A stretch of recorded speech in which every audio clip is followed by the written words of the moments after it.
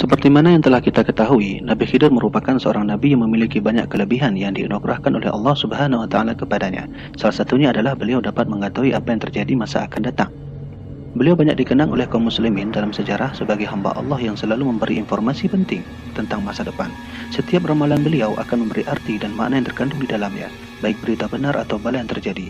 Hal ini dapat kita temukan dari beberapa bukti dalam Al-Quran dan dari Rasulullah SAW saat beliau meramalkan beberapa hal kepada Nabi Musa AS. Namun, tahukah Anda bahwa sesungguhnya Nabi Khidir pernah datang berulang kali ke Indonesia, salah satunya adalah di Aceh.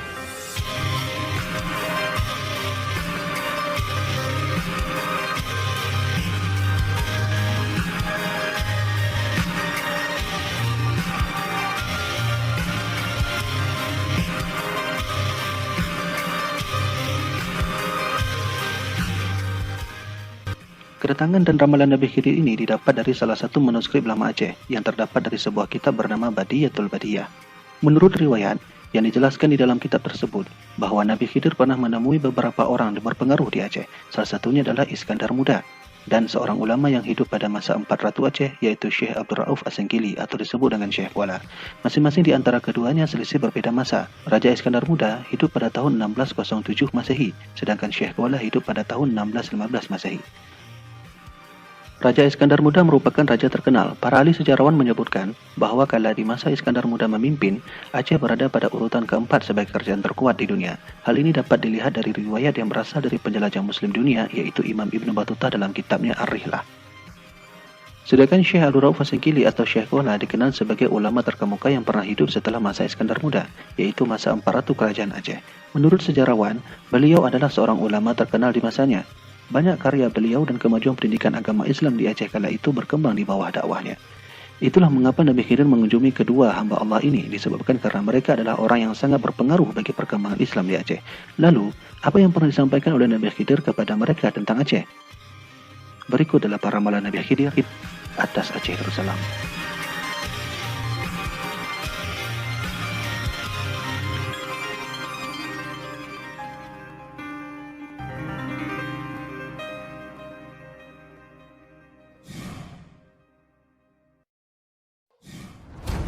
Pertama, Aceh akan ditimpa bencana.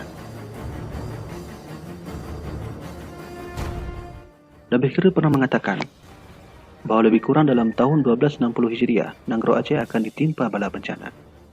Sejak Nabi Khidir memberitahu berita ramalannya kepada Iskandar Muda pada tahun 1607 dan Syekh Kuala pada tahun 1615 Masehi, Nabi Khidir memberitahu bahwa Aceh di tahun 1260 Hijriah atau pada tahun 1844 Masehi, Aceh akan ditimpa bala bencana. Selisih 200 tahun setelah berita ini diberikan, Nabi Khidir meramalkan bahwa negeri emas ini akan datang bala bencana. Bencana di sini dimaksudkan bahwa Aceh mengalami kemiskinan, politik melemah, dan ekonomi yang rusak.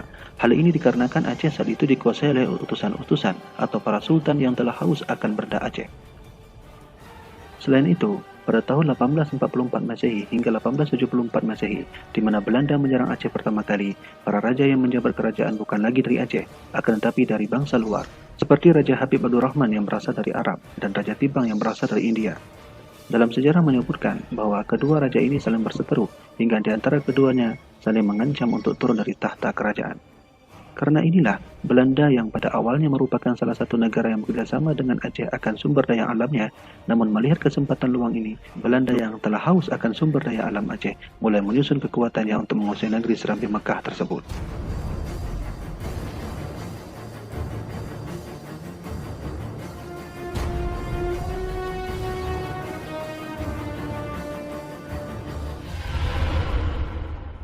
Aceh dikuasai Barat.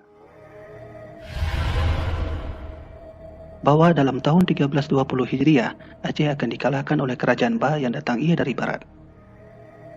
Jika ditelusuri, makna kata Ba di sini adalah huruf Arab yaitu Ba.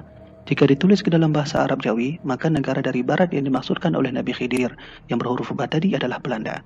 Secara historis, ramalan ini terbukti benar bahwa pada tahun 1320 Hijriah, jika dihitungkan ke dalam tahun Masehi, maka tahun tersebut jatuh pada tahun 1902 Masehi, di mana tahun ini perjuangan Aceh dapat dikalahkan oleh Belanda.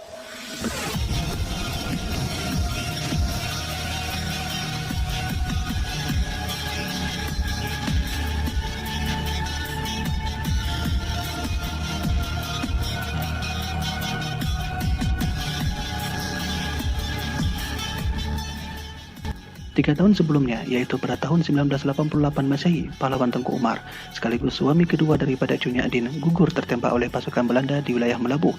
Karena peristiwa tersebutlah, maka pasukan kuat Cunyadin mulai melemah, hingga beliau dapat dilumpuhkan Belanda setelah bertahun-tahun lamanya. Bagi Belanda, pahlawan seperti Tengku Umar dan Cunyadin adalah pahlawan terkuat dan tersulit untuk diruntuhkan. Inilah sebabnya Belanda menyebut Aceh sebagai Aceh Bungo, Aceh Gila.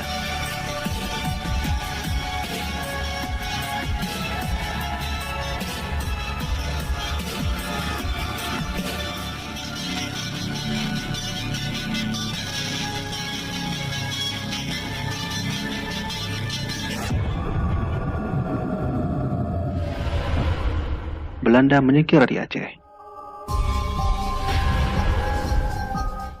Bahwa beberapa lama kemudian, lebih kurang 45 musim, kerajaan Bah dikalahkan oleh kerajaan Jim yang datang ia daripada matahari terbit.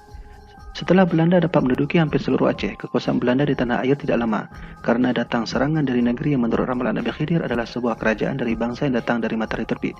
Seperti mana di atas, Nabi Khidir menyebut negeri ini dengan nama negeri yang diawali dengan huruf Jim. Jika ditulis dalam bahasa Arab Jawi, maka kata Jim di sini adalah Ja, Fa, dan Ain titik 3 di atas, atau disebut dengan Jepang.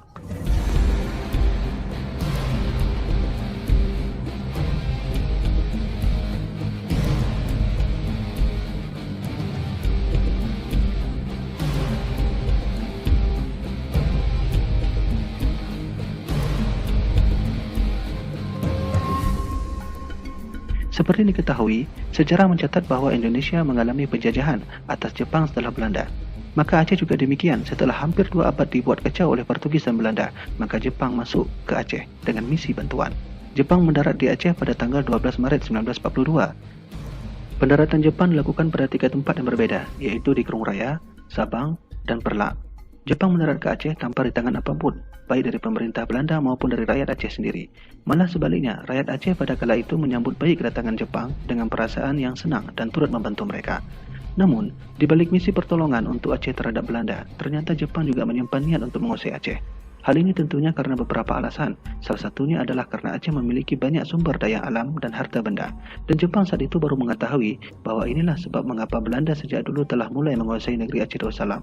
Dengan kondisi semacam ini, bahwa misi Jepang yang ingin melancarkan penjajahan atas Aceh, rakyat pun bangun dan melawan penjajahan mereka hingga pada tahun 1945 saat kemerdekaan Indonesia. Kekalahan Jepang ini diterangkan juga oleh Nabi Khidir sebagai berikut.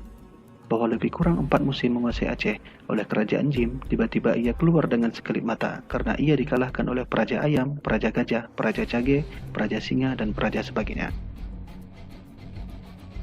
Beberapa praja hewan seperti ayam, gajah, beruang atau dalam bahasa Acehnya adalah cage, singa, dan sebagainya. Maksud pada beberapa lapisan masyarakat yang tergabung dalam sebuah perjuangan, baik dari organisasi, persatuan, ataupun bangsa.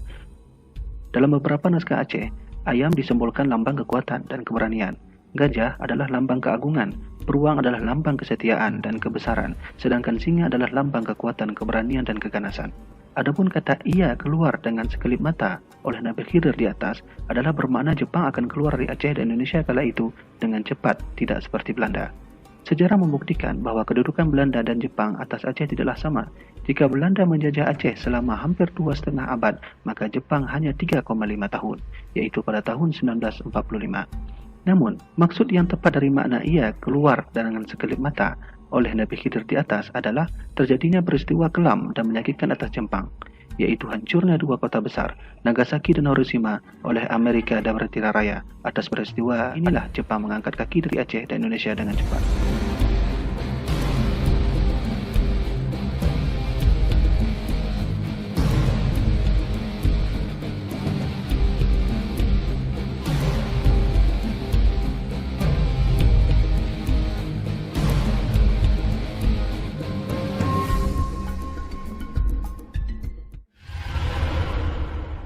Berkuasanya oleh satu negeri.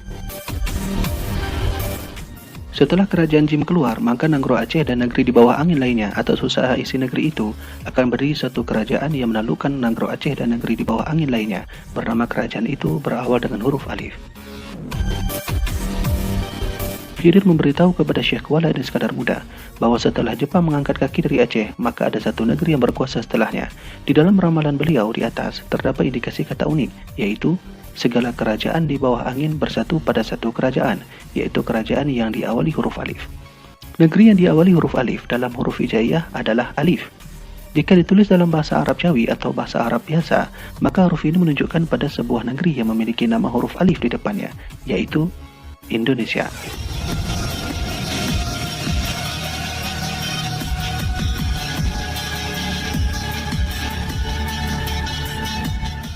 Inilah yang dimaksud oleh Nabi Khidir dalam ramalannya, bahwa setelah Jepang mengangkat kaki dari Aceh dan setiap negeri di bawah angin, yaitu beberapa wilayah seperti Pulau Sumatera, Jawa, Maluku, dan setelahnya, maka kerajaan-kerajaan ini bersatu di bawah kerajaan atau bangsa yang satu. Kerajaan ini dimaksudkan oleh Nabi Khidir adalah Indonesia.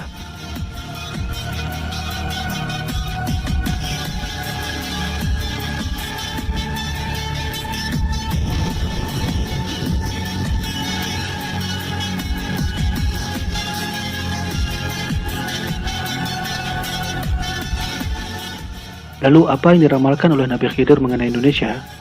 Simak video kami selanjutnya.